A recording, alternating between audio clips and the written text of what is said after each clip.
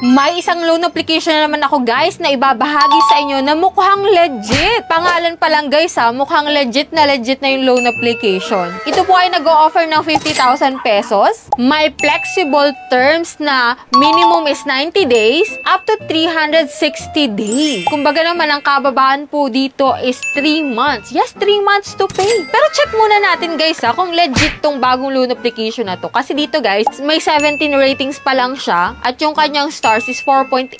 Hindi naman natin malalaman sa ratings yan, di ba? So, check natin, guys. So, mas maganda talaga na silipin siya at a-applyan ko siya para sa inyo para maipakita natin kung legit siya. At magkano kaya yung pwede niyang ipautang sa ating mga first time na gagamit ng kanyang app. Pero bago natin, guys, puntahan itong bagong loan application na tinutukoy ko, kung gusto mo nga pala sumali sa aking pa-weekly GCash giveaway, sa next Monday po, mag-announce po ako ng 5 lucky winners. At kung hindi mo pa po alam kung sino yung nanalo, naku, i-check mo po yung upload ko nung Monday, nandun po naka-announce yung 5 lucky winners natin.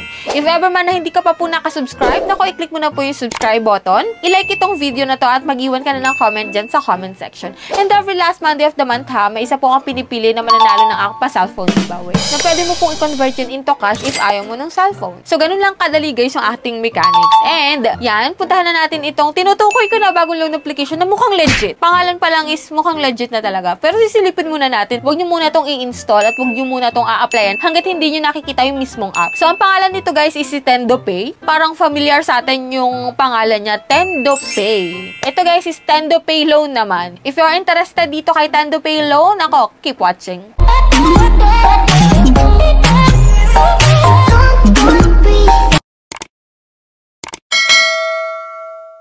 Disclaimer no, hindi po tayo agent or promoter nito. Syempre, natural naman no.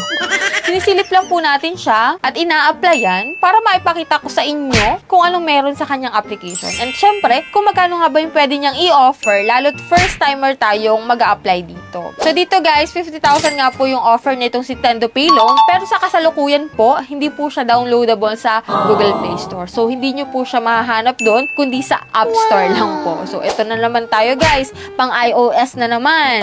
Pero huwag kayong mag-alala guys, mag-vlog tayo ng about sa Google Play Store. If ever man may request kayo dyan, ako, i-comment nyo po dyan sa baba, no? So, balik na tayo dito guys kay TendoPay Loan. So, ito nga guys, makikita mo naman dito compliance platform, 50,000 po yung pinakang max, pero hindi po 50,000 agad yung o-offer nito. Pwera na lang kung uutang ka sa bangko. Pag ganito kalaki, sa bangko lang yung offer na yun, no? Sa mga loan app, naku, bibihira yung mga ganito. So, click natin guys yung apply now. So, SECU registered pala itong si TendoPay Loan, no? Nakalagay sa kanyang app. So, dito guys, lagay ka po ng iyong active mobile number. Magsisend po doon ng 6-digit code and lagin mo lang po dito. Yan. I-fill up ka lang po dito ng job information and basic information mo. Next is emergency contact. Dalawang contact number lang po yung hinihingi nila dito, pero make sure mo pa rin kung sino ilalagay mo kasi maaari po nila yung tawagan or text, no? So, click natin yung continue. And dito guys, sa identity authentication, face recognition po yung una. And dito guys, yung mga ID card na pwede. UMID, passport, driving license, SSS, PRC, postal ID, and national ID kahit electronic pwede po. So, pili ka lang po dyan ng ENSA.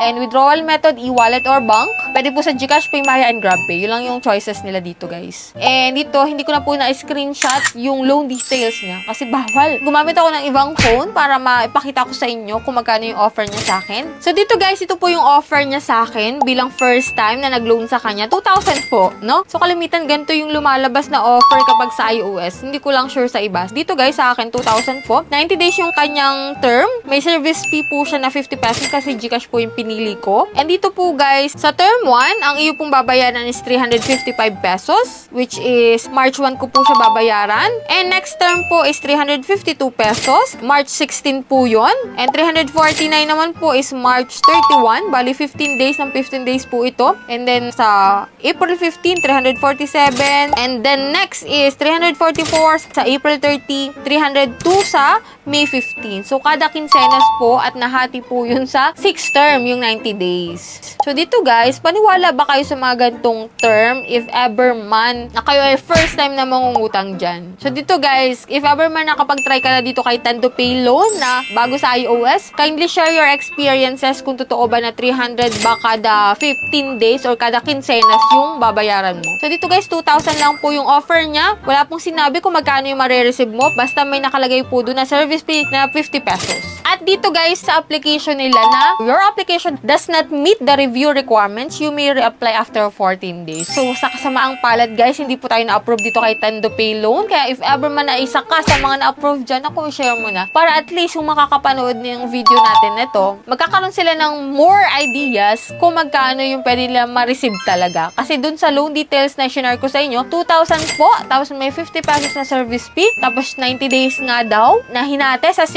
terms na 300 kada quincenas yung babayaran mo. So, if ever man na totoo to, maganda. Itong loan application na to.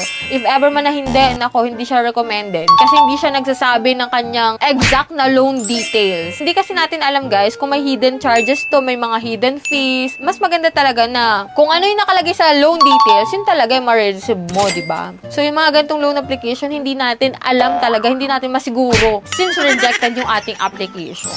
So, yan guys, yan lang yung pag-share ko dito kay Tendo Pay Loan na bagong loan application sa iOS na may 2,000 offer, tapos may service fee na babawasin na 50 pesos at nahati daw siya sa 6 terms. So, hindi ko naman guys sinasabi dito guys na pag na-reject ako is pwede na rin kayo ma-reject. May possible pa rin guys na ma-approve kayo dito. And kapag na-approve kayo guys, share nyo dyan yung experience nyo para mabasa ng mga bago pa lang mag-a-apply. So, that's it. Sa mga hindi pa dyan nakasubscribe sa aking YouTube channel, kindly click the subscribe button. Turn on mo na rin po yung notification bell para updated ka sa ganitong usapan and sa mga susunod pa nating vlog. So, bye-bye na muna for now, guys. See you on my next vlog.